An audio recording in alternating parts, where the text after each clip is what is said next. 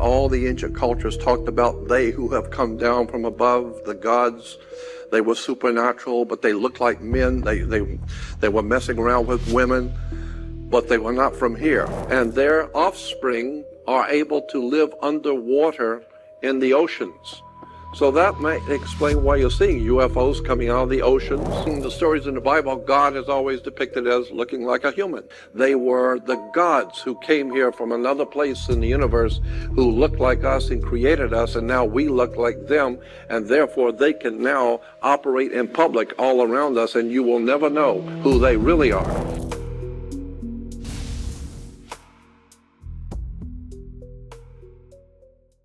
Group that's of entities that are called the Watchers.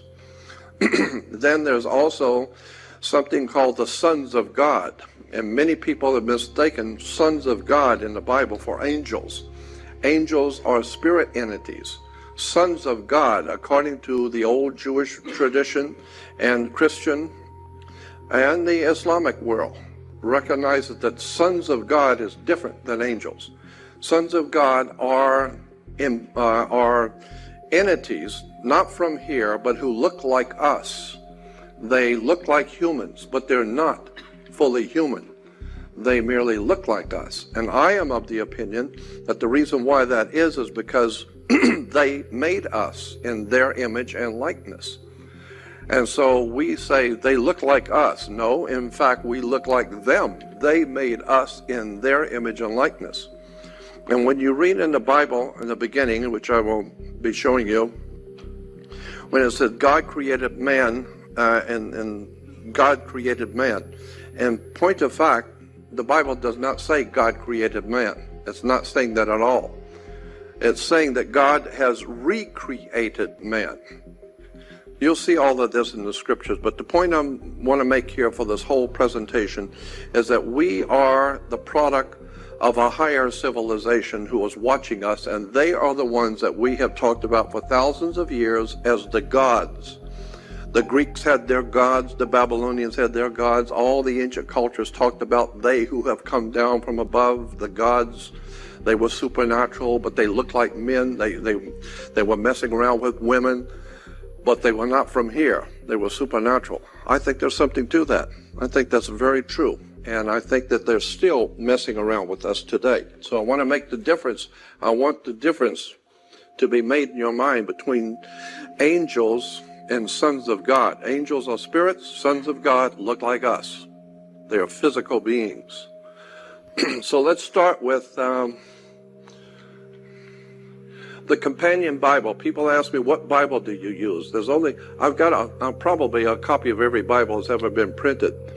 But the one I particularly like is called the Companion Bible, because it has all of the information in there that no other Bible will tell you. They've got all the stuff in there that other Bibles pass over and will not tell you the real truth. The Companion Bible does. In the book of Genesis, first book of the Bible, there's a lot of interesting footnotes on each page dealing with the scriptures, and then there's a lot of footnotes. So in Genesis, the very first book of the Bible, it says, in the beginning, God created the heavens and the earth. But that's not what it says in the original. In the original, it doesn't say God created the heavens and the earth. This is a mistranslation. In the original, it says, in the beginning, Elohim created the heavens and the earth. Elohim is not God. El is God, Elohim is plural.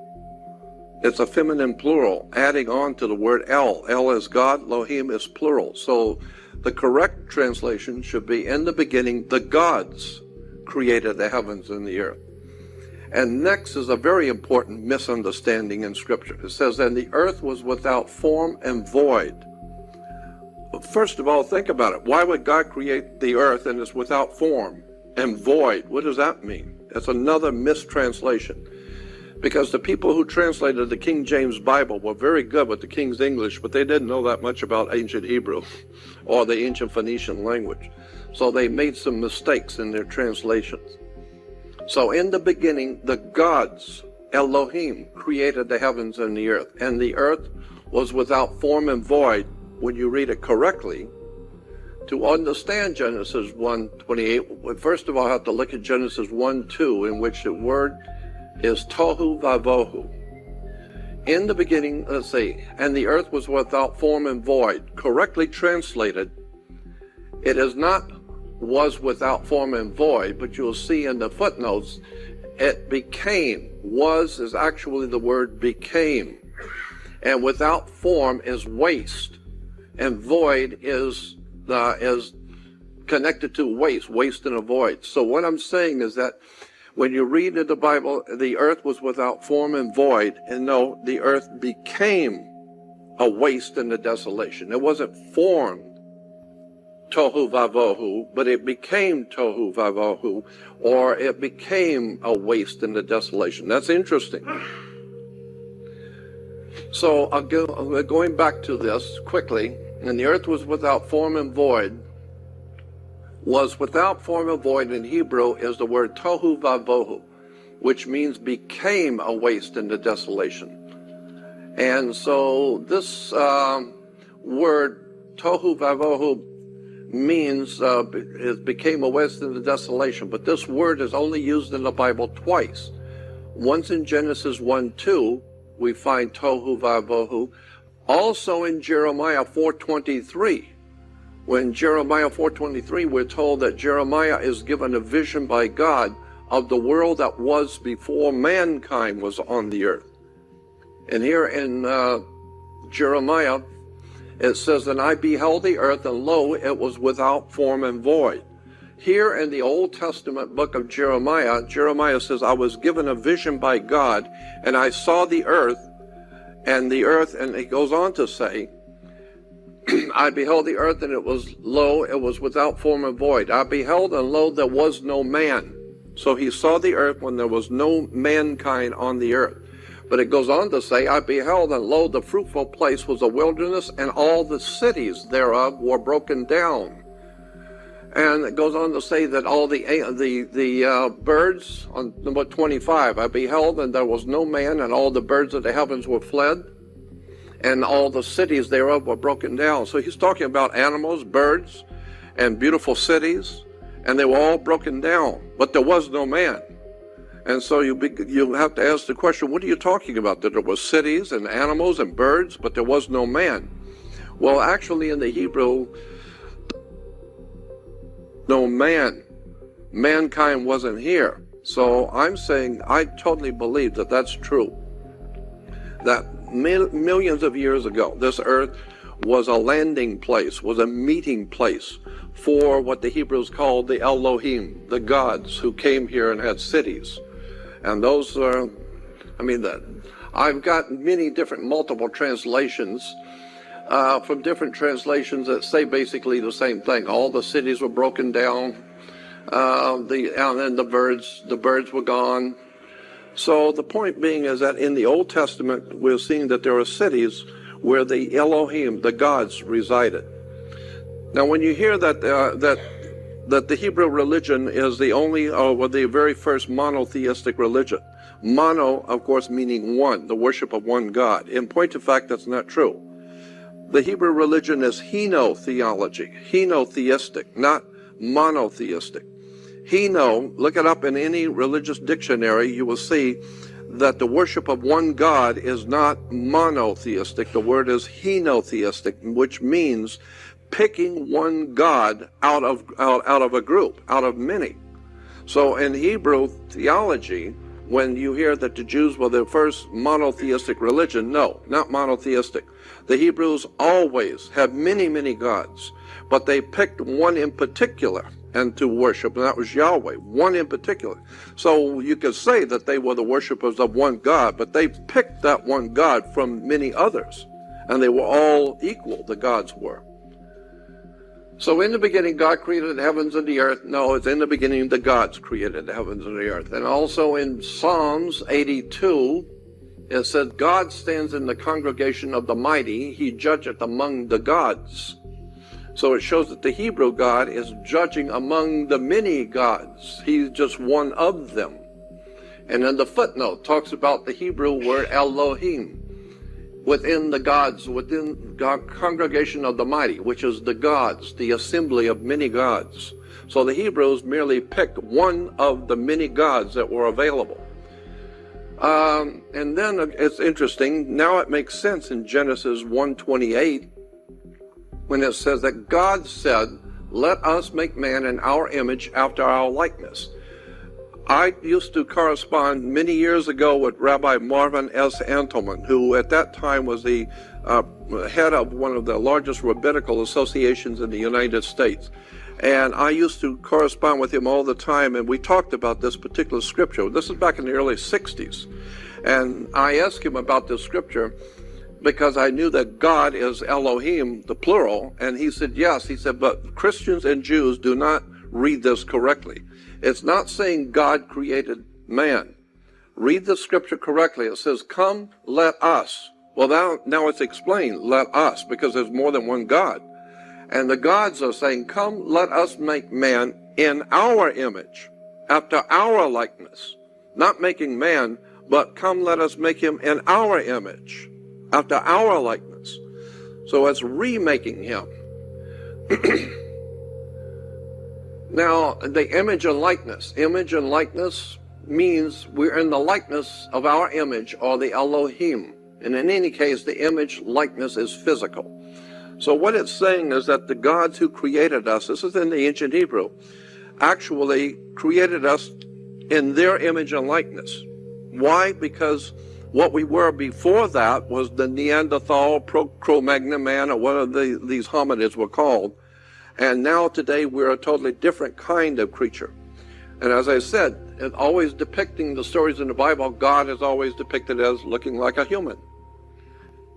As a matter of fact, it says that God walked in the cool of the evening with Adam. The very word Hebrew, as it's used in the Bible, when it says God walked with Adam and Eve in the cool of the evening, the word walk is a Hebrew word which means you can hear the footsteps on leaves. You can hear the footsteps of somebody following you. That's what the Hebrew word implied. So when it says that God walked with Adam and Eve, the Hebrew word actually means you could hear him walking with you. He's walking behind you or walking next to you. So, it's not going to be some nebulous divine God in the sky. No, it's an actual God who's created, and he's walking with you in the garden. So God makes Adam. Here's a statue of Adam and God together. They both look like human. And then they said, the next one says, and God, the Lord God said, "Behold, man has become as one of us." So now once he's been remade, which is obviously saying that the gods have tampered with our DNA. They somehow or another procreated with us and crossbred with us, which is what Zechariah Sitchin and all these other writers that I have worked with are saying the same thing, that the gods have done something with us and changed our DNA and made us look more like they do. So now they can roam about around us, and we will never know who they are because they look like us. No, we look like them. And that's my opinion. I think we're being run on the earth by these entities who look like us. Even in the Quran talks about how we created you, O mankind.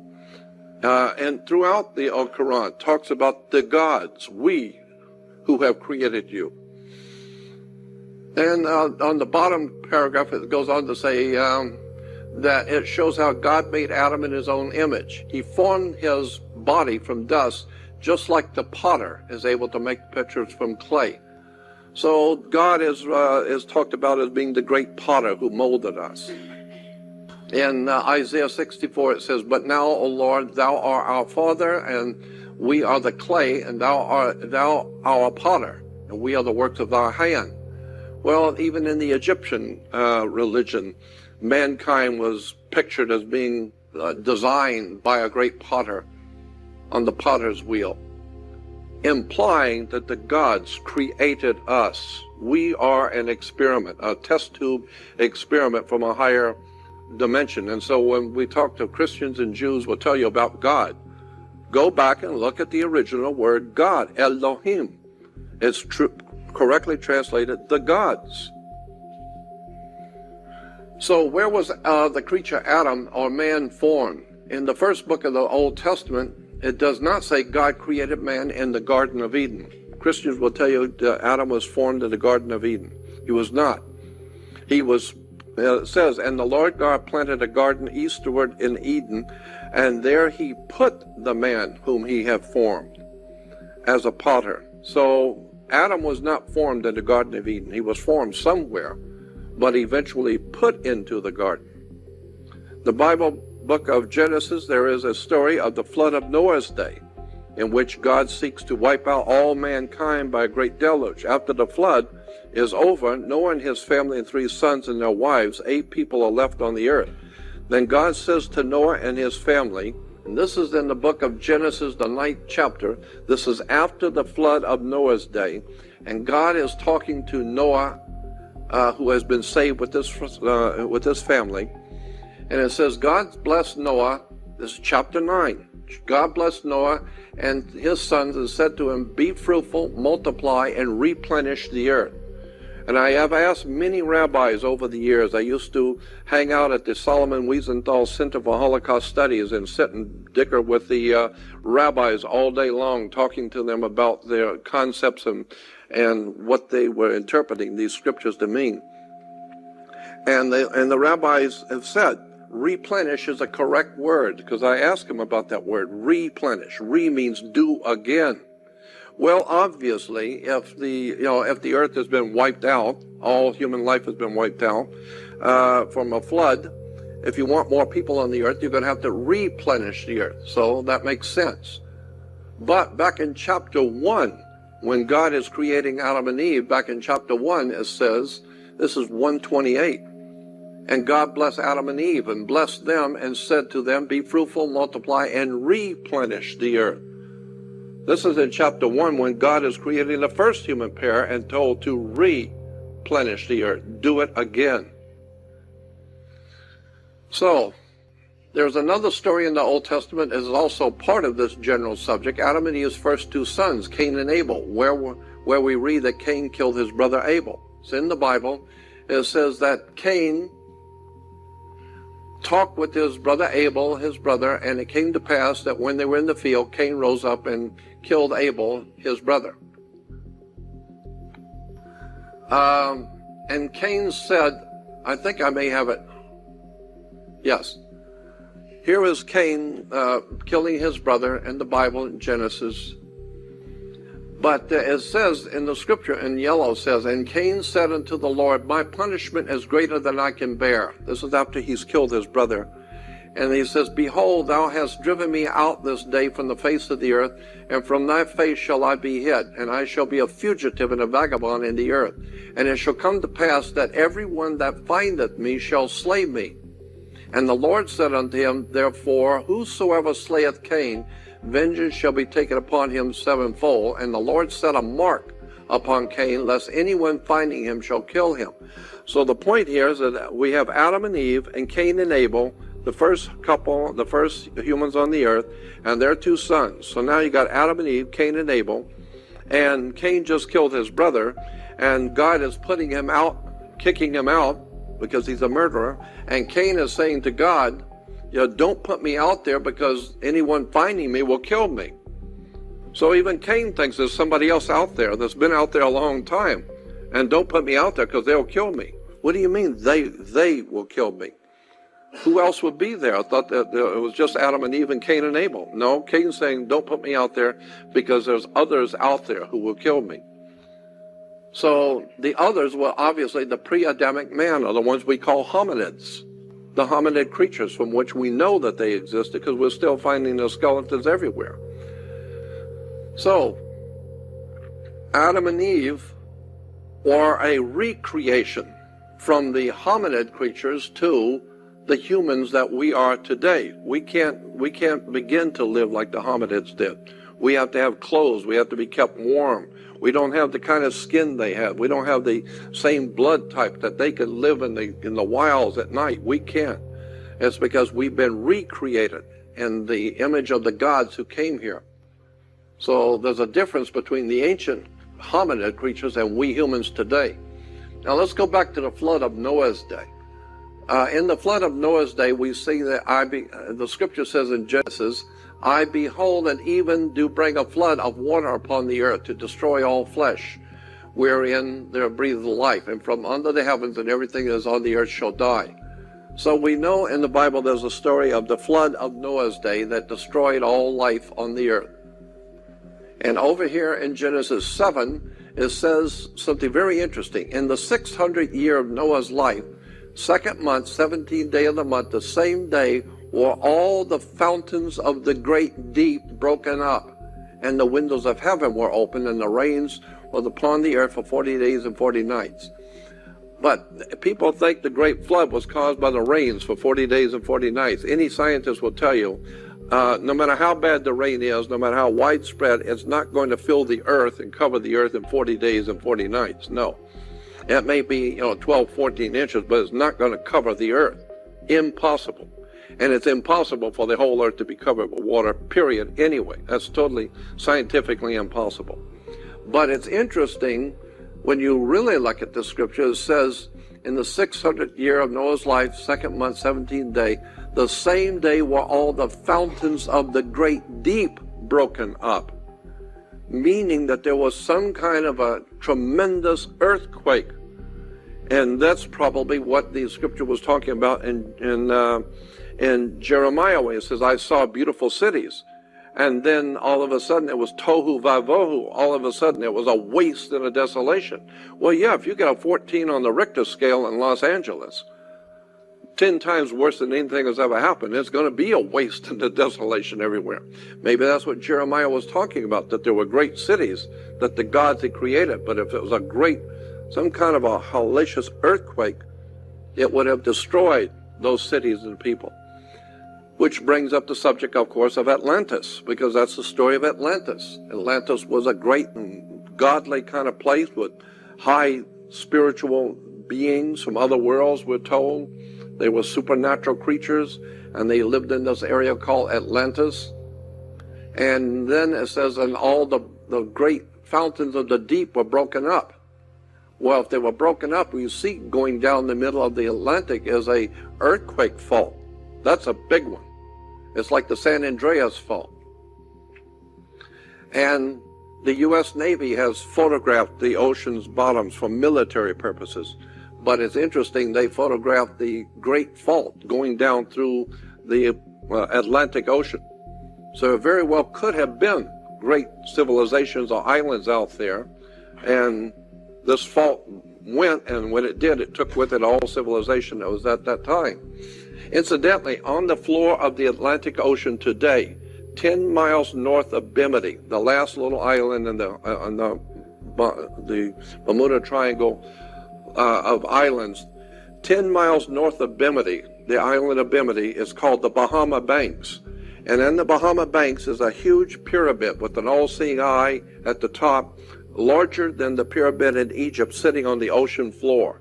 U.S. Navy has taken pictures of it. They've had stories and books written about it. There's a huge pyramid with an all-seeing eye sitting on the ocean floor 10 miles north of Bimini in the Atlantic Ocean. I don't know what that's all about, but it's out there, and nobody's tried to explain it. So something's going on in Atlantis. Something was going on in the Atlantic. The whole concept of undersea kingdoms have always been around, even scholarly articles about underground bases, underwater bases. Even the movie Abyss, the very word abyss in the Bible word abyss means watery deep. So it says the devil comes out of the abyss, or the demons come out of the abyss. The word abyss in the Bible is water.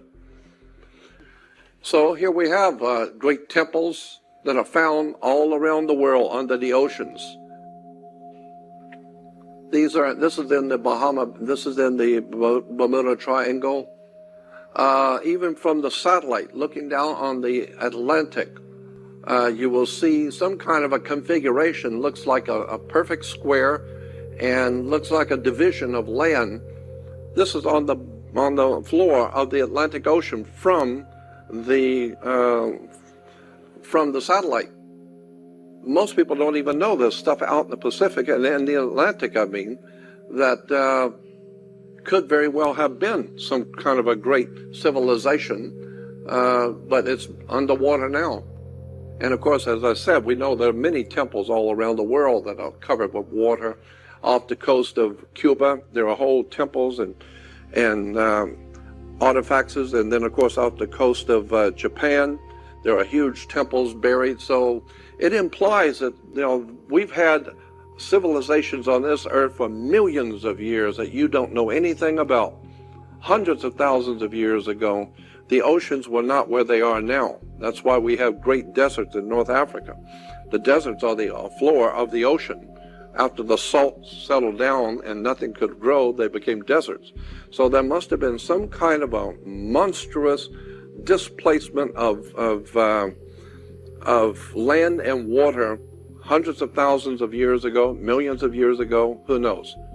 But the point is that these temples that are underwater are there and were built by ancient civilizations. We are not the pinnacle of success on the earth. And we are not the smartest. We are degrading. We are degenerating. We're not evolving. We are we're devolving. So because the people who built the pyramids and the tombs and all of these artifacts in Egypt and around the world were far smarter than we'll ever be. So we are merely seeing the relics of a higher civilization that were here and now are under the ocean. Incidentally, in relation to that, while we're on the subject of temples in the ocean, two scriptures come to mind. The bottom one, of course, is Hebrews Old Testament 26:5, and the top one is in the Christian New Testament, Mark 5:1 through 15. In the Bible, in Job, the oldest book in the Bible in the Old Testament is Job, and that's where we get our word job. Your job is a very depressing thing. Well, that's what the story of Job was, a very depressing thing. Yeah. So that's where we get our word job, from Job. But anyway, in the book of Job 26, this is the Old Testament, it says, dead things are formed from under the waters, and the inhabitants thereof. Over in on the right-hand side is the footnote. It said, dead things are formed from under the waters. Which is translated the place where the requiem stay, which is beneath the waters and the things that are therein. What are you talking about, dead things? The dead things is the Hebrew word requiem, or the offspring of fallen angels, akin to the Nephilim. So there are, according to the Bible, Old Testament, there are offspring of the angels, or the sons of God, these creatures who have come here millions of years ago and procreated, and their offspring are able to live underwater in the oceans. So that might explain why you're seeing UFOs coming out of the oceans, a lot of activity over the Pacific and Atlantic Ocean, because even the Bible said dead things is requiem, the offspring of fallen angels akin to the Nephilim or the Anunnaki. So I'm just saying it is at least possible that we have high civilizations from other worlds who are now living on the ocean floor in the Atlantic and Pacific because they can live there. We can't. They're called the Elohim, or as Zechariah, my friend Zechariah Sitchin says, the Anunnaki. We don't know what they're capable of, but obviously they are far superior to anything they've created, which is us. Over here on, and then of course, like I said, in the New Testament, it's in the book of Mark, has an interesting point here. It says, and when Jesus is brought before, Jesus comes in contact with a man who is mentally deranged. And it says that he was filled with demons and devils. And it says here in 12, and all the devils besought Jesus, saying, send us into the swine that we may enter into them. If you remember that story where Jesus confronts a crazy man, a wild man, and he says, what is your name? And the man says, I am Legion. We are a legion. And the scripture goes on to say that there was all kinds of devils in this man. And they talked back to Jesus, not the man, but these spirit entities in the man were talking to Jesus. And they said, we are a legion. And it said the unclean spirits, Jesus said, gave them leave. So Jesus told the unclean spirits of the demons in the man to get out of him, leave him. And it says, and the unclean spirits went out and entered into the swine, and the herd ran violently down the steep place into the sea, and they were choked in the sea. So that's an old biblical story about Jesus chasing the demons out of a man, and they wanted to go into some kind of life forms, because they had to be in some kind of a life form. So Jesus sent them into the pigs. But immediately the pigs ran into the ocean and died. I'm thinking, wait a minute, if in the pigs there are spirit entities, and they are trying to get back into water, and so when the pigs went into the water, the pigs died. The spirits are now in water, where they operate best. Well, electricity travels good in water. Water is a very good conductor of electricity, and electricity is a part of the human spirit. So I'm just saying, there could very well be that there were spirits who wanted to get back to the ocean if they couldn't be in a man. And let the God say, the man has become as one of us. This is the beginning of the Neanderthal period, or the what we call the ancient caveman. But then from there, we have a mutation of the human race. Something new is being created. And we even have those concepts now in movies and television about a whole alien nation being created to look like humans. And again, I'm drawing the difference between, I'm pointing out the difference between angels and sons of God. In the book of Hebrews, it says God makes his angels spirits. So we know that angels are spirit entities, demons or ghosts or whatever else you might want to call them. Ghosts are spirits. They have no bodies. But sons of God are different. Sons of God, they're just pictured here, but they are actually physical entities that can procreate with humans. And we know that these entities that look like humans, but they're called sons of God, and in the Bible they took all the women they wanted, procreated, had the offspring called Nephilim. And here it is again in Genesis 6, they're called the sons of God. The sons of God are not angels. And it said that there were giants in the earth in those days, back in Genesis. And there were giants in the earth in those days. And after that, when the sons of God came to the daughters of men, and they bare children to them, and some became mighty men, which are of old, the men of renown. So these sons of God were able to procreate with women, which showed that their plumbing worked the same way as a man. So there was not some spirit entity or ghost. No, it was actual grown men who were procreating with women. But those men were not fully men. They were sons of God. The Elohim, or the Anunnaki that is being talked about now. They were the gods who came here from another place in the universe, who looked like us and created us, and now we look like them, and therefore they can now operate in public all around us, and you will never know who they really are. And so when I see these people who are in charge and power, and they're always in power, and they hold absolute sovereign power over the earth, I'm beginning to wonder, who are these people? Because obviously they're not human. They don't care about killing people, murdering. They don't care about nothing but their agenda. So I'm saying, it's my belief, that we are being manipulated, exploited, and ruled by extraterrestrials who look like us. No, we look like them. Remember in Genesis 18, where Abraham is confronted by three men? The scripture says in Genesis 18, and the Lord appeared to Abraham. And it says, and he lifted up his eyes and looked, three men stood by him. And when he saw them, he ran out to meet them and said, my Lord, if now I have found favor in your sight, pass not away, I pray thee, from your servant. And let a little water, I pray you, be fetched. Wash your feet and rest yourselves. And over here on 8, it says he took butter, milk, and calf, which was dressed, and set it before them, and he stood by them under the tree, and they did eat. The story in Genesis 18 is very important, I think. It talks about Abraham being confronted by three men who walked up into his camp. And these three men said that they were on their way someplace on business, But Abraham insisted that they at least stay, and he would have them fix something to eat, and they could rest for a little bit, and then they could go. And they said no, they were busy, and they were on their way, and he insisted. So the Bible says that they finally relented and said, all right, we're going to stay for dinner, but make it quick, because we're on our way somewhere. So it says that, so he took butter and milk and a calf, which he had dressed, and set it before them, and he stood by them under the tree as they did eat dinner. So he's feeding these three men. Then you find out later on that these three men was actually they were not three ordinary men. You come to find out that that's Abraham standing. The three men, one of them is the Creator God, the one called Yahweh, Jehovah, the Creator God with two accompanying angels. The Bible goes on to say that there were three men who looked like men, but there was actually the Almighty Creator with two accompanying angels.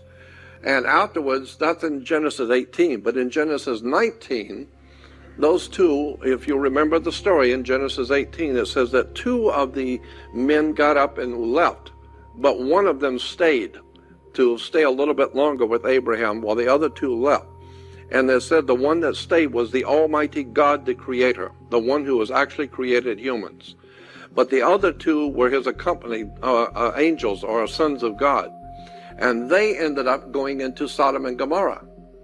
And so in 19 it says, so there came two angels to Sodom and Gomorrah. And again, they were given something to eat. So in the story in Sodom and Gomorrah, the homosexuals saw these two men and thought they were beautiful, handsome men, and wanted to have sex with them. If you remember, that's in Genesis 19. And so they were obviously handsome, good-looking men. They were not spirit entities that looked like ghosts. No, they were actual men. But they were called sons of God. And of course, if you go on with the story in the book of Genesis 19, it talks about how the sons of God, these good-looking, handsome men, finally put an end to all that crap going on in Sodom and Gomorrah. But they were not angels. They looked like humans. So you have Abraham talking to three men who actually was God and two helpers. Yeah, the Apostle Paul, that was all in the Old Testament, book of Genesis. Now in the New Testament, in Hebrews 13:2, the Apostle Paul is saying something very interesting in Hebrews 13.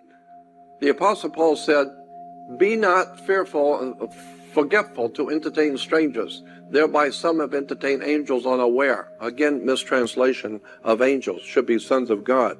But what the Apostle Paul is writing is he said, always be hospitable to all men that you meet, for some have entertained sons of God and didn't know it. So that's something to keep in mind. When you're talking to someone, you never know who you're talking to, because there's too many cases have been reported where some woman had a bad accident and was dying, or someone was under a car and out of nowhere a man comes up to help her, picks the car up or helps the child up and saves their life, and then the woman turns around to thank them and they're gone. There's way too many examples of entities walking out of nowhere, coming out of nowhere, helping a human, and instantly are gone. But they look like men, and they were able to pick up a car, so they must have been very strong men. So they look like men, they had the strength of a man, or super strength, but they look like men. That's the point. They were not spirit entities. They look like us. So now comes the idea of men who are ruling us, who have a divine right of kings. This whole idea of divine right is ludicrous, because some of these entities who have come here figure they have a divine right because they've created us. Well, in a manner of speaking, the father and mother creates the son or daughter, but that doesn't mean they own the son and daughter forever. The son and the daughter are humans, and they have their own life to live. So the same thing is true with us. Here it says, let's see, alternatively, they may have magic weapons, gain power of obtaining gifts and spirits, stealing and merit, some divine secret. Nevertheless, their wisdom may give them a role of teachers and lawgivers, bringing to mankind rules of society, arts, and skills of civilization. In this function, they may appear as ancestors, founders of a society, and ideal rulers of priests. What this article was saying is that somewhere or another, gods have appeared on the earth who have led us and taught us astrology. They've taught us all of our sciences. They have continually taught us how to govern, how to make money, how to form governments. They've set up our religions.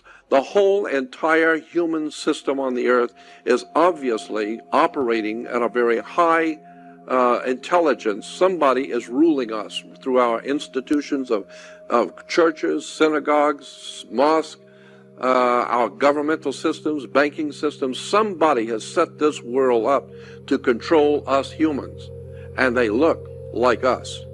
So we accept them as just humans doing it. No, it's not necessarily humans who are running the earth. They are referred to as heroes with divine blood. And here are some of the phonies who think they are heroes of divine blood. A bunch of dingbat, scumbags,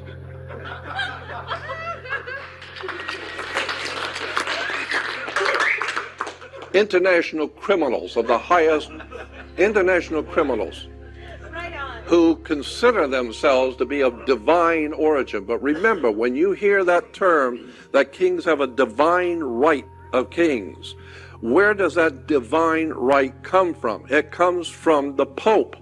Because nobody else in the world, in Asia and Africa, nobody else in the world has religious leaders or political leaders that reclaim divine right. That silly bunch of nonsense comes only out of Europe. And then you can understand why that foolish and stupid idea of divine right of kings comes from the fact that Europe has been dominated for 2,500 years by Rome, under the Caesars of Rome. He was God, and if he appoints you to be governor, you have a divine right because God put you there.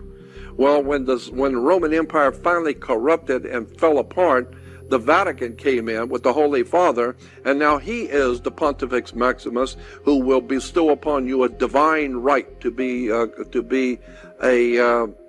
holy man, or royalty. So this is where royalty gets their royalty from. It's from the Holy Father, the Pope.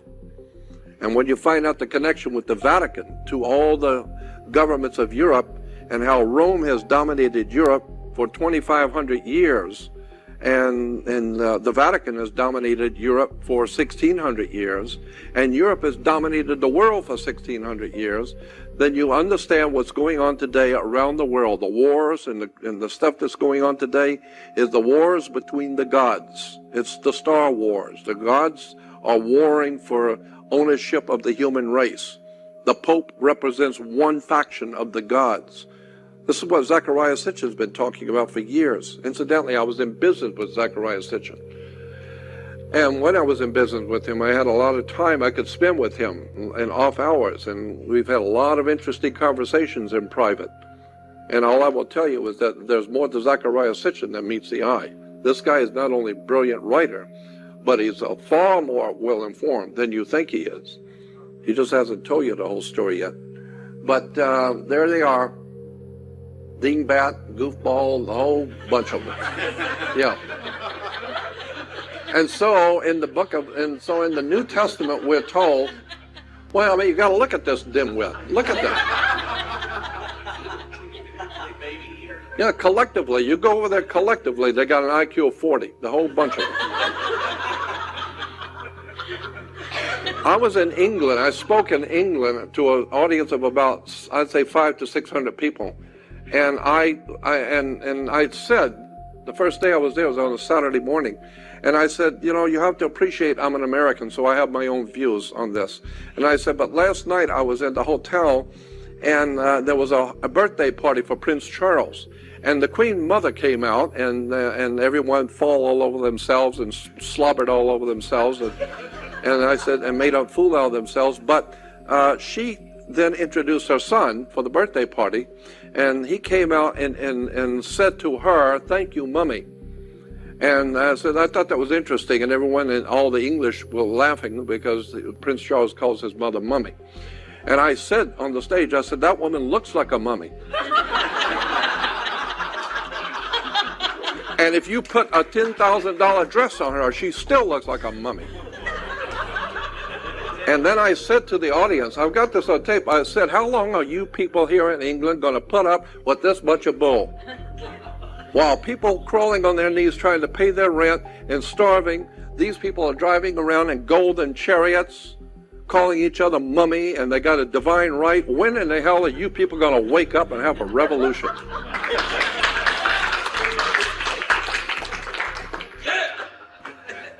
I have no respect for anybody who puts themselves above any other human. We're all created by the same God. But and then the Apostle Paul goes on to say, "For we wrestle not against flesh and blood, but against principalities, against powers, against the rulers of darkness of this world, and against spiritual wickedness in high places." So we're not at war with government. We're at war with these Elohim, these ancient gods who've been manipulating the human race. I've had enough of them. Interesting. I think we've got a few minutes here, but you might want to read Don Juan, Carlos Castaneda's book, where Don Juan talks about the gods who are creating us. I'm not going to go through this because it's too long, but just go and read Don Juan, where Don Juan, the Mexican shaman priest, said that there are aliens who look like us. In his book, Carlos Castaneda's books are very famous, but he said in his book that Don Juan, the Mexican spirit teacher, said that there are aliens who look like us, but they have been manipulating us and lying to us and tricking us with their religions, their governments, the way that we think, their education. All these systems are being controlled by aliens who look like humans, but they're not. And they're very, very dark and evil. And they're manipulating the whole human race. And they have been from day one.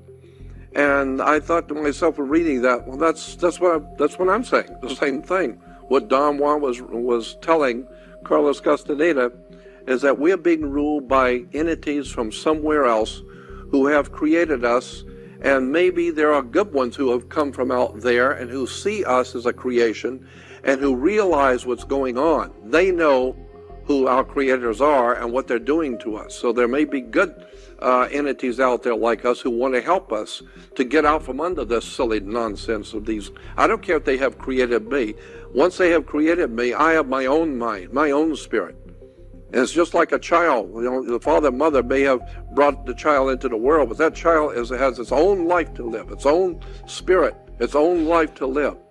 And it does not need to be crushed over by the parent. Well, the same thing is true for us humans. If we've been created by the gods, whoever they are, it doesn't matter. We have our own minds, our own spirits, and we need to start thinking in terms of connecting yourself and your spirit with the divine spirit of the universe, because we are the sons of God. Thank you.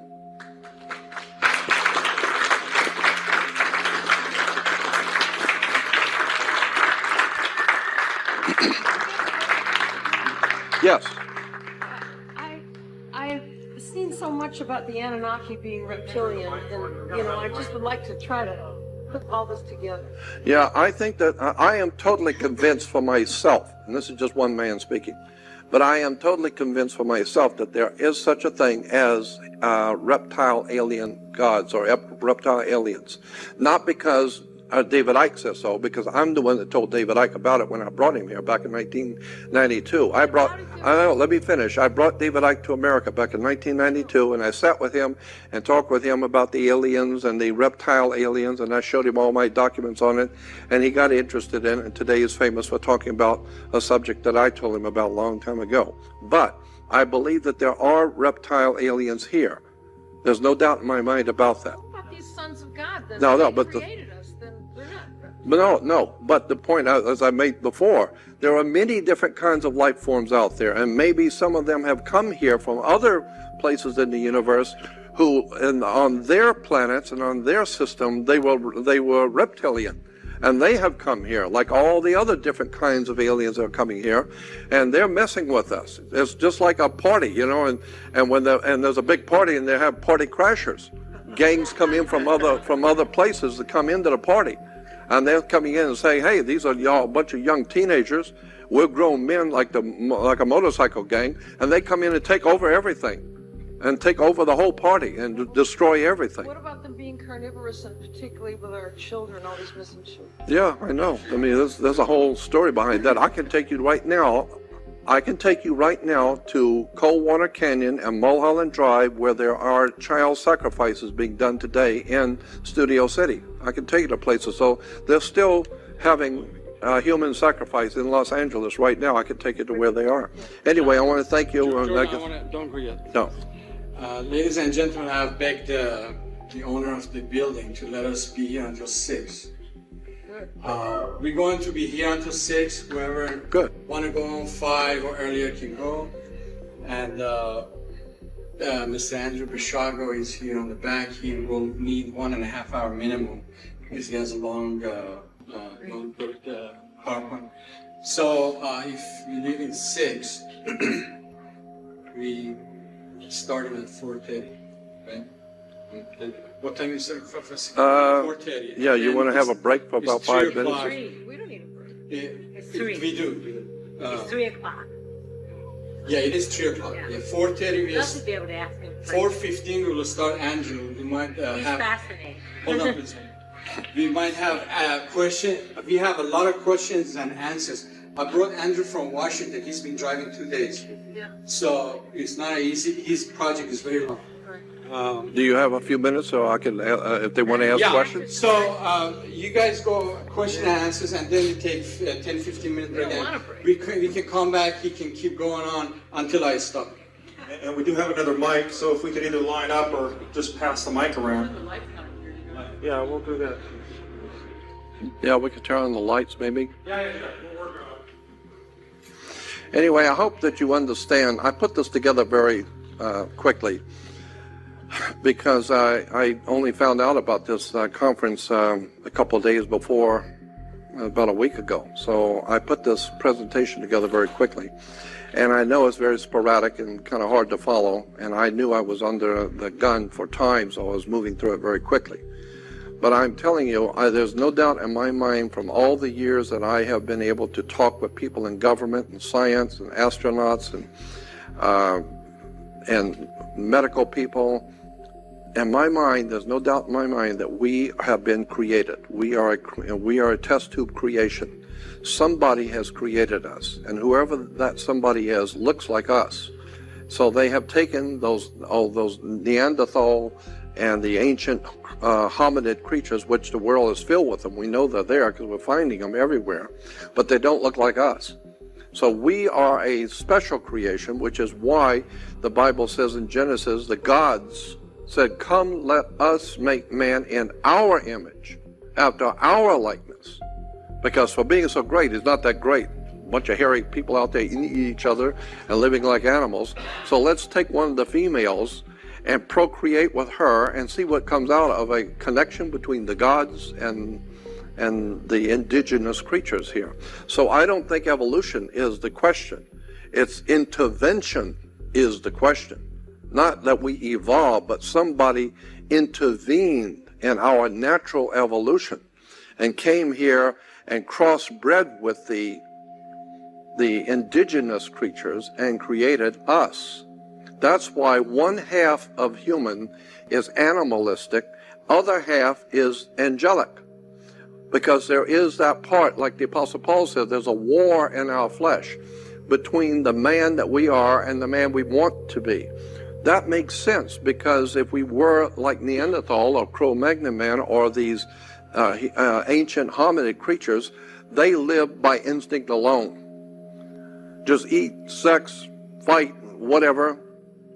But now we are a different creation. We have a part of the sons of God in us. So we can now design beautiful music, build televisions, and go to the moon and think about the stars and have theology philosophies, all these, and the great arts and sciences. Where did all that come from? My God, they were crawling around caves not long ago. And we're walking on the moon with computers. So I'm saying that that's a part of us, is that part that the DNA that they put into the humans a long time ago and were kind of bringing us along. That's why we call even humans today are called cultures. You know, that's a particular culture. A culture is something on a test tube, I mean, that you, yeah, so we are a culture. They have designed us. And whoever designed us, we look like them. And so in the Bible you can say, oh, well, they look like us. No, no, no. You look like them. They don't look like you. Why? Because they look like what you look like, where they came from. They look like what you look like now. So they have intervened in your evolution. And so therefore there's that inside of us is that desire to know wisdom, to know the stars, to know where we've come from. And at night you look out into the stars, you know, ask a child 7 years old, where's God? He's out there. Well, that's right, he's out there. But I hate to tell you this, if God's out there, that means he's extraterrestrial. Because he was here from Cleveland, Ohio, it would be terrestrial. But if God's out there, it means he's extraterrestrial. He's out there. And ask where angels come from. Where do angels come from? A child will tell you they're out there. They come from out in heaven. Well, yeah, walk out at night, look into the sky. What are you looking at? Heaven. So if God is in heaven, yeah, he's out there in the stars. You'll say, yeah, I'll bet he's out there in the stars. No, he was out there in the stars. They are here. They live. They're here. And I am totally convinced that that is the case. We are being ruled by extraterrestrial intelligence. Whoever these people are who are running the earth, are highly advanced in science, and they're bringing us along little by little. They are mutating the species. They're mutating us. We used to be back in the 20s, just regular people, poor people working. Now we're getting sophisticated with computers and Hollywood, and we're moving now into the concept of procreating with the brain and the computer, going to the moon. It's a whole different kind of creature is being developed right now. By who? Somebody out there is messing with us. And so I'm saying what you need to do is take back your own humanity and no longer buy into any religious system, no cultural systems, none of this. Start thinking for yourself. Educate your mind. Where do things come from? Where do words come from? Where do these ideas and concepts come from? I'm not buying into anybody's religion, their governments, their systems of education, none of it. I don't buy any of it. For a long time I've been questioning where do we get our knowledge about anything? Somebody's manipulating us. This is why we have something called politically correct. You've got to understand, you've got to go to school and learn what you're supposed to so you can get a job and work and fit in with the society. I don't want to fit in with society. There's nothing about society I want to fit in with. Period. I just want to have people start thinking for themselves and asking questions. When I was 9 years old, say it again? No. Stay. He's going to take a break. Take a break. What'd you say? Let him take a break. What happened when you were 9 years old? Yes, continue, please. When I was 9 years old, I was confirmed as a Catholic confirmation, and the nuns told us. She said tomorrow at Sunday at church will be a confirmation ceremony, and the bishop is going to be here, and it's going to be a very important time for you children. And so after the confirmation service is over tomorrow night in church, the bishop might possibly ask you if you have any questions, because now that you're Catholic, the bishop may ask you if you have any questions. Now, if that happens, you do not ask any questions ever. You sit down and shut up. You don't have any questions. And so that's what I needed. So that night, after the confirmation was over, when the confirmation was over, the bishop did say, if you children have any questions, I'll try and answer them. So I stood up to make sure they damn well know who I am. I stood up and I said, yes, I have a question. And I'm 9 years old. And I said, my father works with torches like a welder. And I said, could I take a torch and turn up the fire on the torch and burn an angel? If there was an angel here, could I burn him and hurt him? And he says, what do you mean burn an angel? I said, if I had a torch, could I burn an angel? Would it hurt him? And he said, no, you couldn't hurt an angel. I said, why not? He said, well, fire is a physical thing. It takes wood or plastic or paper or something to burn. You can't burn an angel. And I said, why not? And he said, because angels are spirits. You can't burn a spirit. And I said, well, why am I concerned about going to hell where my spirit will burn forever and you can't burn a spirit?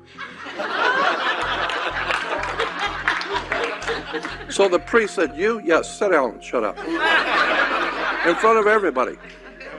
But I already knew what was going on. I already realized that adults don't know any more about the world than kids. As a matter of fact, adults can learn a lot from listening to children. Adults have already got their whole little system and routine going that is nothing more than a manipulation that they've been taught in their colleges and schools. But talk to a child who's never had any of that crap in his mind, and they will ask all kinds of off-the-wall questions because they're seeing the real truth. So that's what I'm recommending humans do. Start waking up. Your brain is like a parachute. Don't work if it ain't open. So start using your mind and your brain and questioning everything, especially religion, especially government, and especially anytime someone is called an authority, because the word authority comes from author. So when they say, well, the authorities, there is no authority. My God is my authority. So I don't give a damn about authority. I don't care about government. I have no respect for religion. I got no respect for none of this whole stinking, dirty system that somebody has created above us and manipulating us. I, for one, want my humanity back, and I want to make my own decisions, and I don't care what Hollywood is putting out. I don't care what's required in service, in the services of this country. I don't care about any of this. I want to do my own thinking. I'll ask the questions, and I'll do my own research. And that is very serious, because now you're thought of as a revolutionary. And by God, that's what I am, and that's what I've always been. And I want to lead a revolution. An intellectual, spiritual renaissance on this earth that causes people to say to the leaders of this world, no more. We're not buying it. From here on out, we're going to deal with ourselves. We're leaving you out. Church, we don't need the church. We don't need the synagogue. We don't need your government. And we sure as hell don't need the U.S. government. What we need is to get back ourselves in tune with that divine universal God force that's out there, because I'm telling you, that's where the power is. I've got a whole... So that's what I intend to do with my life. I'm just trying to wake people up. That's all I want to do. Any other questions? Yeah. Yeah, just one question. I saw a video called Ring of Power. They mentioned something that caught my attention. They basically said that the Queen of England was the most powerful human in the world. I don't think that's true. No, I don't think so. I don't think so at all. I don't think the Queen has much power at all. I think she's just like anything else. She's a figurehead, just like Obama. He doesn't have any power over nothing. Got nothing. He's got no power over nothing. This is a white man's country. This is a white man's world. The white man from Europe dominates the whole planet. White men goes into any country and kill everybody, take over anything they want. This is a white man's country. It's a white man's world. I'm not bragging about it. I'm just telling you the fact of the matter. White people out of Europe have dominated Europe and then Europe has dominated the world. And so England has manipulated and exploited the races, the peoples of the world. The white man has been using exploitation, commerce to manipulate and exploit the whole human race. So I cannot believe that some young black guy that walks in and he's going to take over the old white man's establishment on the earth. Ain't going to happen. No. They brought him in for some reason to make him look like a schmuck one of these days soon. But he is not in control. The men who are behind him is Zbigniew Brzezinski. You want to find out what's going on with Obama? Do some research on Zbigniew Brzezinski. Studied in Moscow. Pure Moscow communism. That's Zbigniew Brzezinski, and he's the brains behind Obama. Obama's just a front man. They get rid of him like they did Kennedy. Here's a very powerful man, John Kennedy. Everybody loved him. Handsome, debonair, President of the United States, wealthy, and they shot this guy in public, and nobody went to jail. Nobody's ever going to jail. Why? Because the powers that be that run this country will kill you. You think for 1 minute you're going to get out of line and be important in this country, they'll whack you so as a matter of fact, the California state has a, I don't know if you know this or not, but the mafia have their own license plates in California. Do you know that? Yeah. The mafia is given their own license plates by the California state government. I know, because I've sat with the mob and talked with them. And they have their own license plates. I had a time, I'll give you an example of what I'm talking about, how government operates directly with the underworld. And there is one and the same thing. We're talking money, we're talking power. But the governor, it would not look right if a governor goes out and has somebody killed. So they make a phone call and that's taken care of. And the government doesn't know nothing about it, but they get what they want. So in payment, the government makes a contract with the mob. We don't mess with your business, you don't mess with ours. You take care of things that we need to take care of, we take care of you. That's what's going on in California. The mob has their own license plates, and the mob has business deals with the state of California to take care of all the dirty work for them. So as far as I'm concerned, and I've been told by FBI agents, I had an FBI agent call me in my office in Glendale and tell me, Jordan, we've been watching you for a long time. We know what you're doing. And as of this moment, this was quite a long time ago, about 12 years ago, but he said, as of this moment, the government, your government, does not consider you to be a threat yet.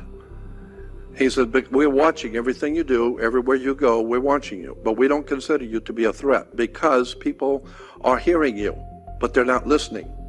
So as long as people are hearing you, then you're all right. But when people start to listen to you, now that's different. Now we're talking politics. And so we'll have to take another look at you then. I have had federal agents talking to me about what I do.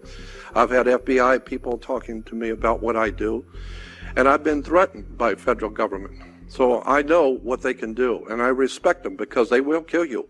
In this country, you can be killed.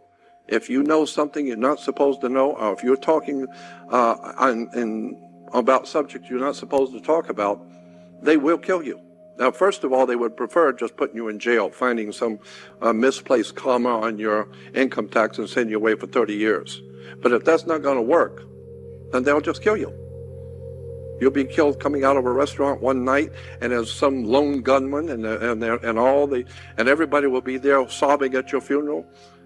And but the real story is they whacked you because you shut your mouth off. You're talking too much. You know too much, and you're talking too much. So I'm saying that America is in very serious trouble because the people have not been told what's going on. They haven't been told how this world works. The world, I'll give you some freebies. It took me 48 years to learn this. Well, let me tell you some of the secrets that I've learned. One is that nothing in this world works the way you think it does. Nothing. Nothing that you understand about this world works the way you think it does. It doesn't. Banks don't loan money. There are laws, federal laws, on the books today that say, very specifically, banks cannot loan money ever. That's the law. So what are you going to the bank to get a loan for when banks can't loan money? Logic alone would explain it to you. I'm not going to put $100,000 into a bank so that you can come in and borrow $100,000 for a new car on my money. No, thank you. You're not going to take my money to buy your car, and if you don't pay for it, I just lost $100,000. That's not the way it works. No, banks cannot loan money. So what happens is if you buy a new car, and say it's $40,000 car, every automobile, or anything, house, motorcycle, doesn't matter what it is, it must have an appraiser appraise that property or appraise that car. And so whatever that car is worth, say that car is worth $40,000, the appraiser said. So when you take that, so that paperwork is called commercial paper, and that commercial paper represents $40,000 of a business. You take that commercial paper, and when you say you want to buy this car, the car agency will take that paper and give it to the bank. The bank then takes that commercial paper, which represents $40,000, and opens up a bank account in your name. and it will forge your name. It will forge your signature, because you can't open a bank account unless the person opening it signs it. So they will forge your name on a bank account, but they don't tell you that. Then they take the $40,000 commercial paper and deposit it in the account, the new account that they just opened for you. Because if you have a ring worth $40,000 and you get it appraised for 40, you can walk into the bank and tell the bank president, I want to deposit this ring, and here's the paperwork on it. It's worth $40,000. I want to deposit that in my account. And they will take the ring, and they will then put $40,000 in your account. Now you've got 40 grand in your account to do it, but they got your ring, and they know it's worth 40,000, so they're not worried. They just give you credit. Yeah, and so therefore, the bank never loaned you anything. They just took the commercial paper, put it into a bank account, and then they wrote a check on it. Because after all, now you got $40,000 in the bank, so now they write a check on it and give it to you, and you give it to the car agency. So you've paid them. No, you didn't pay them anything. Nobody paid anybody anything. Let me explain something to you. Suppose you are a painter, and I hire you to paint my office, and you say that it will be $100, and I agree to that. After the job is over, as a contractor, the way commerce is operating, in commerce, you come to me and you give me a bill for $100. I look at it, I agree to this bill, so I owe you $100. So what you're doing is you're giving me $100. You're giving me a bill for $100. I reach in my pocket and I pull out a $100 bill, and I give you a $100 bill. So now I paid you. No, I gave you a bill for $100. It's called a $100 bill. And if the charge was $20, then you give me a bill for $20. I'll give you a $20 bill. So now you owe me $20. You owe me $100. Yeah, I didn't pay you nothing. I discharged the debt because I discharged it. I cut off the charge. Because now you owe me $100. I just gave you a bill for $100. It's called a $100 bill. And you think you got paid. No, it's a bill. You owe me. And since you owe me and I owe you, we're even. So that's why, that's why you don't own anything. Is it true Queen owns our IRS? Oh yeah. Well, your body, your very body is a security on the New York Stock Exchange. Did you know that? Each one of you is worth over $6.5 million on the New York Stock Exchange right now. Let me show you something. You got a $1 bill? Give me a $1 bill. I want to show you something. Thank you. On the Social Security card, back in 1868, after the Civil War, a group of men got together and formed a corporation. Well, anybody can form a corporation. Anybody. So this group of guys got together and they formed a corporation in Delaware. It's a Delaware corporation. And they called the corporation the United States Corporation. And it was stipulated that anybody who would work for that corporation would be referred to as a citizen. So it's a United States Corporation. And if you work for that corporation, you're a citizen.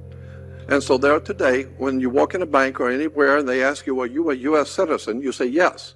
What you think they're asking you, are you lawfully in America to do business? They didn't ask you if you were lawfully in America. Like an attorney, listen to what they ask you. Because you're in court, be careful what you say before the judge when he says, are you a U.S. citizen? Because if you say yes, what you have said is that, yes, I am voluntarily, of my own volition, admitting that I am an employee of a foreign corporation called United States, which was incorporated as a Roman trust back in 1868, so that the United States is a privately owned company, like Ford Motor Company, General Motors. They're huge, they're big. Well, so is the U.S. government, but it's a privately owned corporation. And therefore, all corporations have to have a president. So we got a president. And corporate law says you have to have a vice president. So they got a vice president. And you also have to have a secretary-treasurer. That's corporate law. So they got a secretary-treasurer. It's a privately owned company, for God's sakes. It's like General Motors, Ford Motor Company, Sears, and the U.S. government. It's all corporate. It's a business. And consequently, your body is a security on the New York Stock Exchange because you're the security for what is referred to as the body social. That's why when you retire, you get Social Security because you are the security for the corporation. As long as you're doing your job and making money and paying them every year, you're good security. You know, you got money coming in. And so that's why you have to have a seat belt and the car, and you have to have insurance and a seat belt. Why? Because they love you and want to protect you? No, no, no. They own you. They own your body on the security on the New York Stock Exchange. So if you get in a wreck, now they got to pay you, for God's sakes. Now they got to take care of you. No, they want you to pay them, airhead, not them pay you. So they want you to protect yourself, and if you're going to be stupid and get in an accident, have insurance so the federal government will be paid for your stupidity of getting yourself in a wreck. So they get the insurance. So that's why you have to take care of yourself. I mean, once you understand how this works, well, anyway, this is a corporation. It's called United States Corporation. It's privately owned. So if you think for 1 minute, I'm going to go to Vietnam and fight for Ford Motor Company, you got another thing coming. No. For my country is a republic. Now that's different. But there's a world of difference between United States of America and United States. United States is a privately owned company. It's a corporation. The republic is different. It's a whole different world. So you need to understand how those different words are used. There's a world of difference between a trial by jury and a jury trial. Doesn't mean the same thing. There's a world of difference between California state and the state of California. Doesn't mean the same thing at all. So there's a world of difference between a lawyer and an attorney. Doesn't mean the same thing at all. You need to understand words. Study the world of occult terms and knowledge that attorneys and lawyers know that you don't know. Again, this is a corporation. It was founded in 1868 called the United States Corporation, privately owned. And if you're a member of that corporation, like any corporation, you're naturally going to have an ID card. So if you're walking around the plant, they will be able to tell you to actually work for Ford, and here's your code numbers. And so this is your certificate number in the corporation. But on the back, you will see a set of numbers on the back. On mine, it's red. And normally they're in red. Sometimes they're in black. Normally the numbers on the back are in red. Why? It doesn't matter what color it is, it's what it represents. It's in red because it represents your blood. These numbers are your body on the New York Stock Exchange. So when you have a dollar bill, an American money, you will see there's a code numbers on the bill. See the code numbers on the bill? When you put your numbers on the back of your Social Security card with the numbers on the bill, they're identical.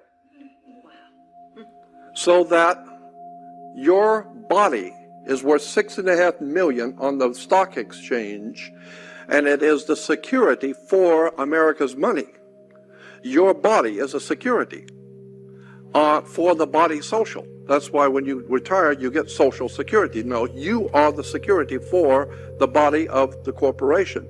And they are using your body on the New York Stock Exchange, and that's why this government has never cared about all the illegals coming in from Mexico, and they don't care about that at all. Why? Because the more the merrier. The more people that they get Social Security numbers on, that's $6.5 million more they just got.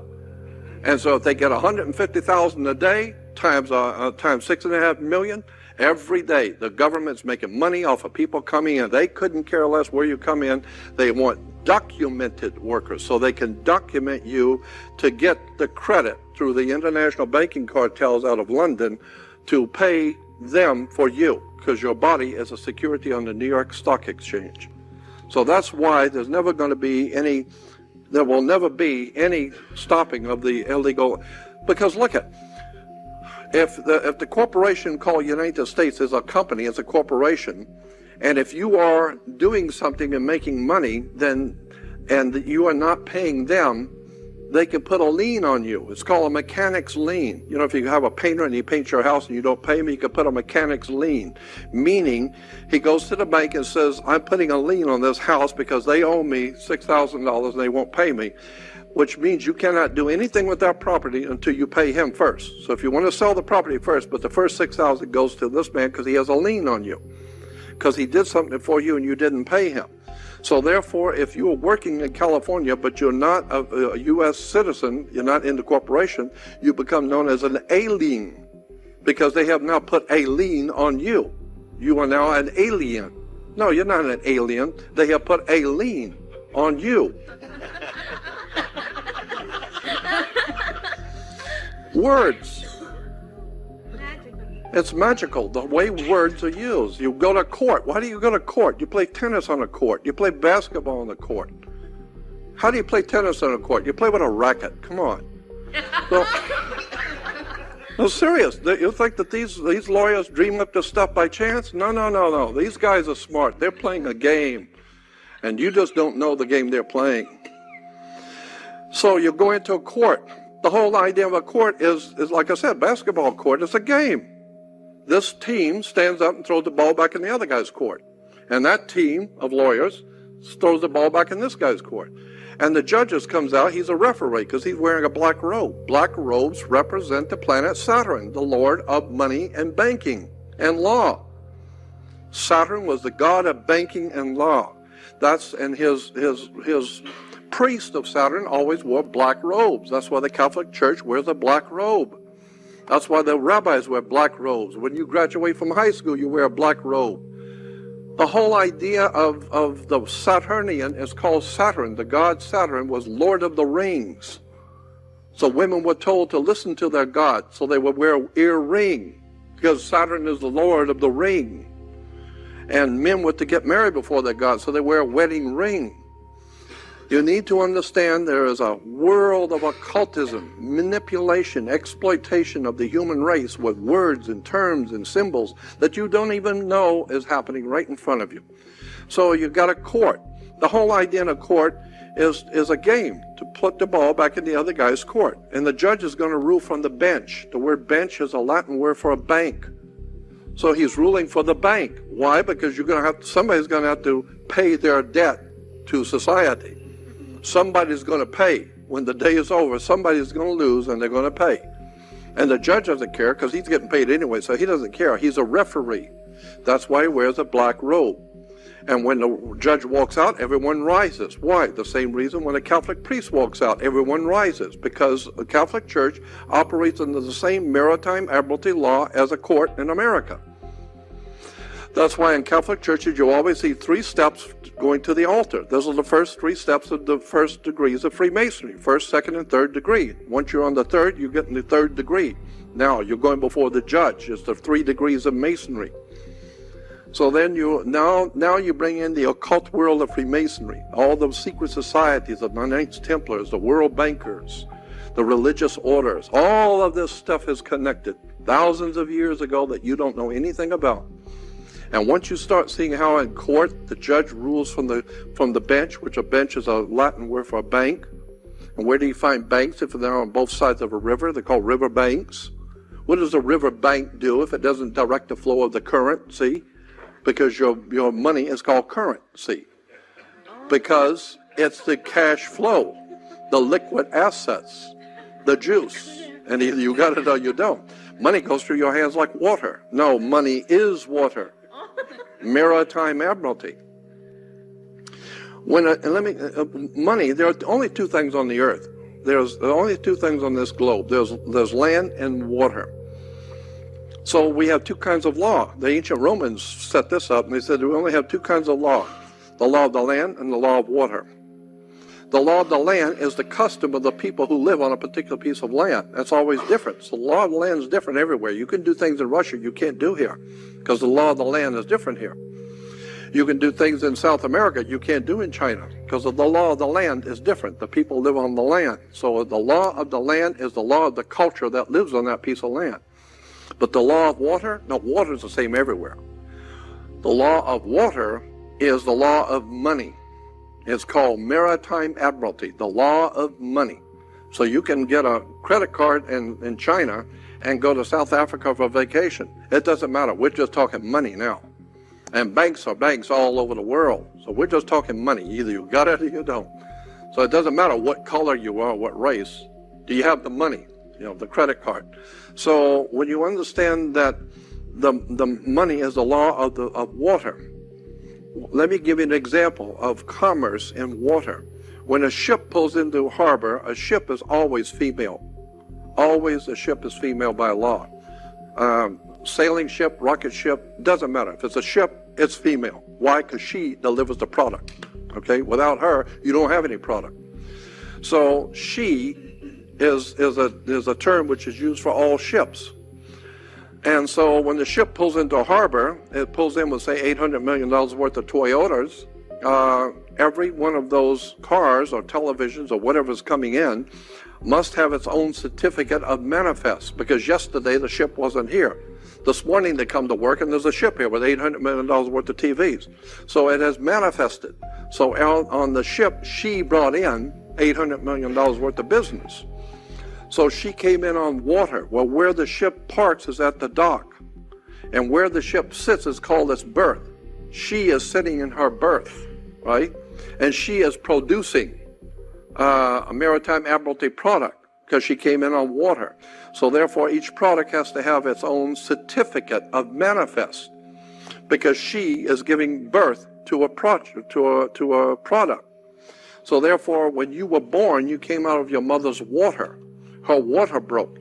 And by law, you are considered a Maritime Admiralty product. She delivered you in the delivery room. She delivered the product. And so you came out of water, you're a Maritime Admiralty product, so you have to have a birth certificate. And the birth certificate's got to be signed by the dock, because that's where the ship is sitting, at the dock.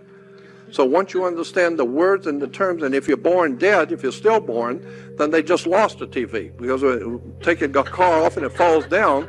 Yeah. And so you got to, if you on the car, on the television, whatever it is, how much does it weigh? What color is it? Does it have air conditioning? Is it 2-door, 4-door? Is it Mexican, or is it some other race of people? How much does it weigh? Does he have both eyes? Yeah. Does he have 5 fingers? Yes. And how much does he weigh? What color is he? Those are all the vital signs for a Maritime Admiralty product, because for God's sake, they're going to sell you.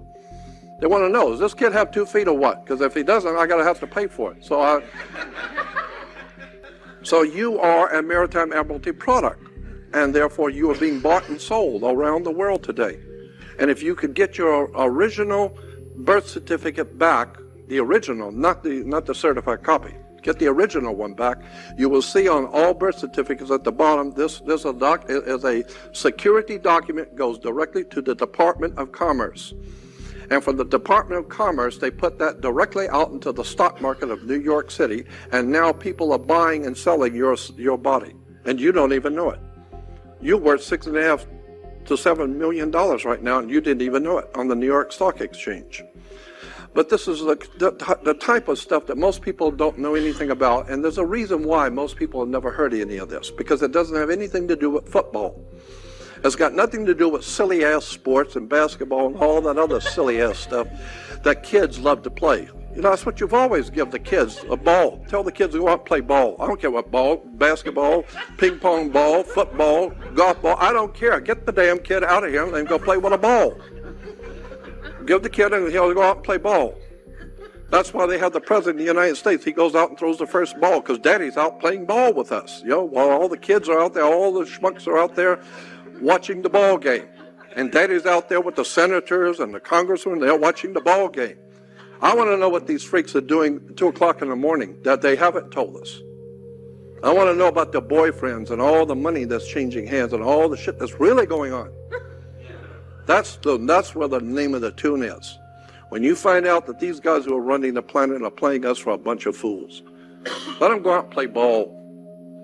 And send some movie stars, send some of them chumps that we own, send them out there and let them be on TV so you can see on the basketball games, they'll always show Jack Nicholson and some big movie stars at the ball game. Because that keeps all the schmucks interested to go out with the movie stars and watch a ball game, not me. I'm not going to any ball game. I'm going to an education at UCLA. I want to know who's running this country, how it works, who set up our government, who gave us our religions, where these religions come from. The whole idea of Christianity is nothing more than sun worship. I mean, the sun. is our risen Savior. Of course the sun is your risen Savior. God's sun is our, you don't own the sun. Africa doesn't own the sun. So who owns the sun? Well, obviously God owns the sun. Well, then it's God's sun. And God's sun is the light of the world. Of course the sun's the light of the world. What the hell else lights the earth if it isn't the sun? So God's sun lights the world. He's the light of the world. He's our risen Savior. Of course it's your risen Savior. If it doesn't rise, you're dead in 6 weeks. So wait till it don't come up. And you'll see it is your Savior. And the sun, the Egyptians said the sun gives off energy. And energy is life. That's why you have the life of a battery. When the battery goes dead, there's no energy. So the Egyptians said the sun is pure energy. And it's giving its energy so that we might live. So God's sun is giving his life that you might live. Of course the sun's giving its life. It's giving its energy so that you can grow and the plants can grow. And once you begin to understand religion, where it comes from, the whole story of Jesus is nothing more than a metaphor. There was no Jesus, there was no Abraham, no Isaac, no Jacob. There was no Moses, no King Solomon. None of those people in the Bible ever lived. These are metaphors for something far deeper that the ancient writers were trying to tell you in a metaphor. There's a symbolic story. And if you don't get the symbolism, you will go for your whole life in trouble because you didn't know how to read the symbols. You don't know what's really going on behind the scenes. You drive down through Los Angeles and see all the spray painting on walls. You think it's a bunch of kids destroying property. No, no, no. Those symbols mean something. And if you don't know what they mean, you better stay out of the territory because they're telling you. If you come in here as a different particular race, that symbols mean we're going to kill you. And so if you're going on a bicycle ride in China, you better learn the Chinese symbols because you're going to get killed if you don't know how to read the symbols. And that's what most people don't know anything about, how this world really, in fact, works. But once you figure out how the courts work, education works. Education is nothing more than a 12-step program. Let me give you an example. In the ancient Egyptian religion, one of the many different religions in Egypt, the ancient Egyptian religion of Horus. Horus was the sun in its rising. He was a god, God the sun. And Horus was spelled H-O-R-U-S. And Horus walked across the sky in 12 steps. It was a 12-step program. That's why alcoholics have a 12-step program. You have a 12-step program. You go to the first grade to the 12. It's a 12-step program. Then you graduate, which is 2 words, gradually indoctrinate. You put them together, it becomes graduate. So for the 12-step program, they have finally taught you what to kiss and when, and how to get and how to get a job, and who to bow down to, and all that. So they've taught you now, and now you can go out and get a job. It's the 12-step program, 1st to the 12th grade. What is that based on? Horus. Horus was our god, the sun god in Egypt, and he walked across the sky in 12 steps. Horus is the first step, Horus is the second step, Horus is the third step. When he got in the Horus of the 6th step, he was directly overhead. He was then called Horus, the Most High God, because you don't get any higher than noon. So it's called high noon, because he's the Most High. Why? Well, because after 1 o'clock, the sucker's going down. So he was the Most High at 12 noon. And so Horus walks across his 12 steps. So we say the same thing today. Same thing. We have 12 Horuses. But instead of H-O-R-U-S, we make it H-O-U-R-S. Becomes hours, changing the U and the R. Now it becomes 12 hours. No, it's 12 Horuses. And Horus represents light. The sun represents light. Light in Latin is Lucius. Lucius, when personified as a god, becomes Luke. And this is why I have Luke Skywalker. And he walks across the sky and meets his evil brother, Darth Vader, or in the Egyptian religion, Set. He was the god of darkness. The prince of darkness was Set. Why? Because it got dark at sunset. So the whole idea is that it's the whole world that we live in is based on Egypt, Mesopotamia, ancient Greece, ancient Rome. All of the stuff that we live in this world is based on ancient religions and cults and secret societies and Masonic orders, and the people of this world have no idea in the world what's going on. I've spent 48 years studying occultism, mysticism, words, terms, legal terms, government, international banking, theology, religions. I'm telling you, there's a world of knowledge you have never been told. That's been right there for you, but it just never occurred to anyone to sit down for 48 years and study this stuff in the dark. I mean, I have a high respect for all religions, for all belief systems, but I'm telling you, it needs to be based on wisdom and knowledge. Let me give you an example in the Old Testament. In Arabia, looking east, there's a huge mountain range in Arabia, very high mountain ranges in Arabia, in the middle of Arabia. And so the Arabian people on this side, looking east, every night the moon would come out of the mountain. The moon would rise in the east, and it comes up behind the mountains. So the ancient Arabians, talking about thousands of years ago, they believed the moon was a god. It was a moon god. And obviously he lived in a mountain. That's obvious, because every night he comes up from the mountain. So he lived in a mountain, and his name, the name of the moon god in Arabia, was Sin, S-I-N, Sin. And a mountain in the ancient Arabic, a very ancient language, was Ai. It's translated Ai. Ai is a mountain in the ancient language. So the god Sin lived in his mountain, Ai. You put them together, it becomes Sinai. No, there was no Sinai. There's a god Sin in the mountain called Ai. Airhead, wake up. It's just the worship of the moon god. This is why the Jews have their celebration after sundown, because that's when the moon god comes out. They're not going to have their holy days in the daytime. That's when the Christians are worshiping the sun. But God said, you don't want to have your holy days when they're worshiping the sun on Sunday. With the Christians who worship in the sun, the Jews are worshiping the moon. So we wait till after sundown. Then we have our holy days. It's because of the moon god comes out, and it's in Sinai. And, you know, and God, I could go on for hours explaining where these concepts and ideas have come from. That's why if you go to Israel and you go to a synagogue, it's not spelled S-Y-N, it's spelled S-I-N, synagogue. Because Sin is the god of the moon, Gog, which is we get from that, the Gog and Magog, or Gog. Synagogue is the house of the worship of the god Sin, Synagogue.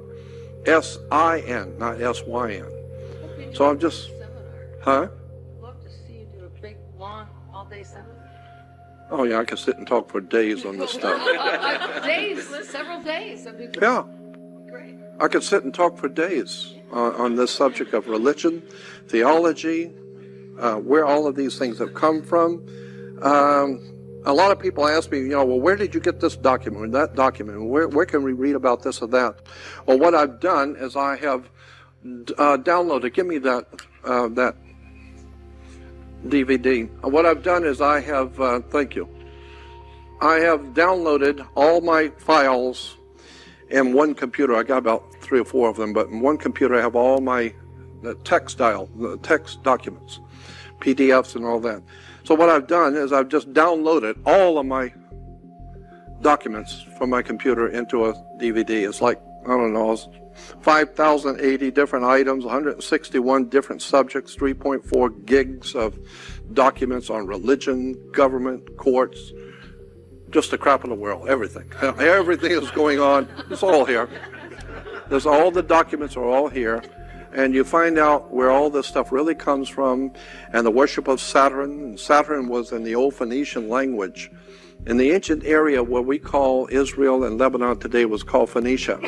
And in the old Phoenician world, they were worshipers of the planet Saturn. So when the Hyksos people that we call Hebrews today, incidentally, the word Hebrew is a derogatory term. It's like calling a Mexican a wetback. It's not a very nice term. And so calling someone a Hebrew is not, it's a derogatory term. And incidentally, the Jewish yarmulke, it's not Jewish at all. That's Roman. That's why the Holy Father wears the yarmulke. The cardinals wear the yarmulke. Rome was here before Jews. And so under the Roman Empire, the Jews were ordered to show respect for the Holy Father, or we're going to cut your head off. So you show respect for the Holy Father, you are under the Holy Father. So you show respect by wearing the yarmulke. So today we got Jews running around with yarmulkes thinking it's Jewish. Not Jewish. It's Roman. The entire system of religion is Roman. The white man's world has dominated the earth with religion. And the Jews think that they are a monotheistic religion. No, not monotheistic, henotheistic. Christians think that they've got a corner on the truth, and they don't realize they're just worshiping the sun. Let me give you an example. We got a couple of moments. Let me give you an example. I want to try and understand what I'm saying here. All of the religious concepts and ideas in Christianity and Judaism come from the northern hemisphere. We don't have anything in our Christianity or Judaism that comes from the Aztecs or the Mayas or the Aborigines of Australia. All of our concepts and ideas come from the northern hemisphere. Very good reason, because the whole thing of religion in Judaism and Christianity is astrology. It's based on the stars. That's what God is. Ask any kid where God is. He's out there. That's right, in the stars. That's what the Christianity and Judaism is based on, the stars. And so, on the first day of summer, the very first day of summer, the sun is as high in the northern hemisphere as it's going to go. It's not going any further north than the first day of summer. Each day after the first day of summer, it begins to move 1 degree southward every day. It's so slight you'll never notice it. But 90 degrees later, or 90 days later, which is 3 months later, it's halfway down. So when he was high in the northern hemisphere, he started summer, and summer begins in the constellation of Leo. He was the Lion King. Like Disney's Lion King, the Lion King is the sun in the constellation of Leo that begins summer. The Lion King. The Lion of the tribe of Judah. It's Leo, the constellation of Leo in summer. The sun is hot, so he's the Lion King. Leo, the constellation. Now, 90 degrees later, 90 days later, he is falling. So now it's called fall. Yeah, because he was really hot. Now he's falling. So he's not that hot anymore. So now we call it fall, because he's falling. What is the symbol for fall if it isn't Scorpio, the backbiter? And this is why in the old ancient world, when a scorpion bites you, they have 2 stingers, one on top of the other, and when they hit you, it looks like 2 lips. And then so the ancient people said, you just got the kiss of death. He just kissed you off. Because you just got bit by a scorpion, and that's the kiss of death. That's why the mafia gives you a kiss of death. That's where it comes from. So Scorpio is the backbiter. He's the one that goes behind your back and rats on you, and he's the backbiter and causes you to die. And that's what Judas was, the backbiter, Scorpio. Because Scorpio begins fall. So Jesus, who was the Son of God, the God's Son, the light of the world, he was the Lion King in summer, but now he is falling. And so Judas is the backbiter who has now kissed him off. And now he's going to go all the way south, down the south, and die in Capricorn. When he goes all the way down south, he stops on December 22nd. On December 22nd, the sun hits the lowest degree on the earth, and it doesn't go any further south than December 22nd. On the 23rd and 24th, the sun rises on the exact same degree. The U.S. Navy has instruments that can show you it did not move northward or southward, but for 3 days, it stayed on December 22nd, 23rd, and 24th on the same degree. So the ancient Egyptians said the sun was moving all along, and anything that's moving every day is a lie, but now for 3 days, God's son is dead in his grave. He's dead. He's not moving. Then on December 25th, the sun moves 1 degree northward, which means it is now beginning its annual journey back to the northern hemisphere. So now we celebrate his born again. He's come back. After all, he said he would return. Well, he's out, the 25th, and move 1 degree. That means he's alive. As he comes back over the equator to the northern part of the earth, as he passes over the equator, the ancient Egyptians celebrated spring. And they said that the sun, we say today when someone dies that they passed away, or grandmother passed last night, or they passed on. Passed means they died. The Egyptians said that God's son, who was the light of the world, has died for 3 days. But he has come back to life, December 25th, Christmas.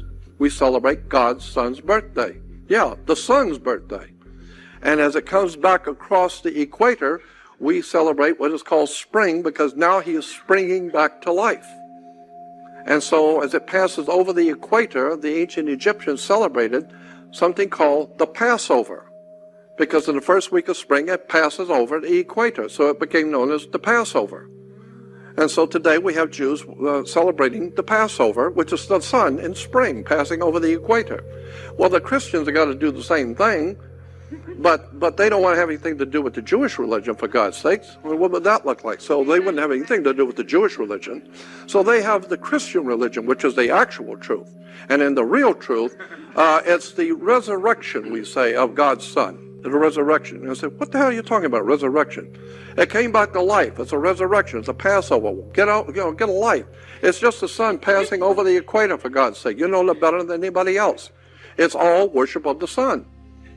And so that's why in the Middle Ages and in the Middle East, in what we call Phoenicia, Cain, Egypt, they had a celebration in celebrating Easter, or what we call Easter. And it is actually Ishtar. Ishtar is the goddess who comes back, Ishtar, and so we celebrate her coming back. She's coming back to life. And as it passes over the equator, we equate that sun passing over the equator with Virgo, the virgin. So God's Son is now born of a virgin. Yeah, Virgo, the virgin.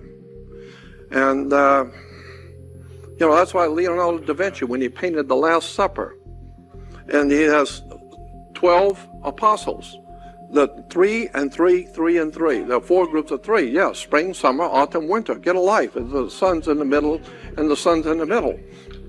This is why there's a 12 apostles plus the God's Son is 13. 13 is an unlucky number.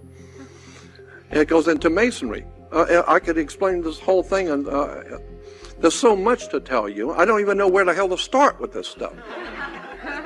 I could go on for hours explaining how the Masons knew that they were going to overthrow the existing government in America in 1776. Because in ancient Hebrew theology, 8 was the number of new beginnings. 8. If you call for a cab, there's one out there.